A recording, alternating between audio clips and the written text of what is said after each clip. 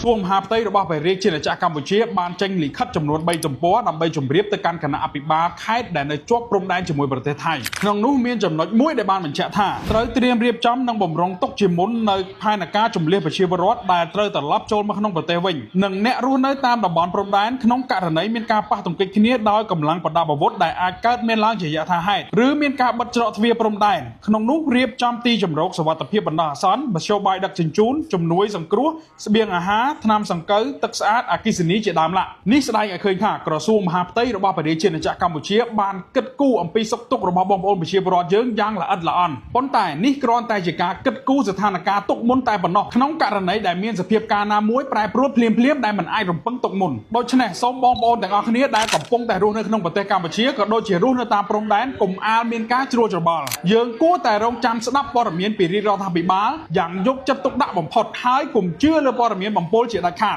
សូមបងប្អូនចុច follow ខ្ញុំម្នាក់មួយករណីមានហេតុការណ៍បន្ទាន់កើតឡើងភ្លាមៗខ្ញុំនឹងអាប់ដេតវីដេអូជូនបងប្អូនទាំងអស់គ្នាមួយទៀតខ្ញុំបាទសូមអំពាវនាវដល់បងប្អូនដែលបានផ្សព្វផ្សាយព័ត៌មានបន្តសូមមេត្តាផ្សព្វផ្សាយឲ្យអស់សេចក្តីនិងជៀសវាងបង្កើតការយល់ច្រឡំដល់បងប្អូនខ្មែរយើងទាំងចេតនាក្តីនិងអចេតនាក្តីសូមអរគុណជួបគ្នាវីដេអូក្រោយ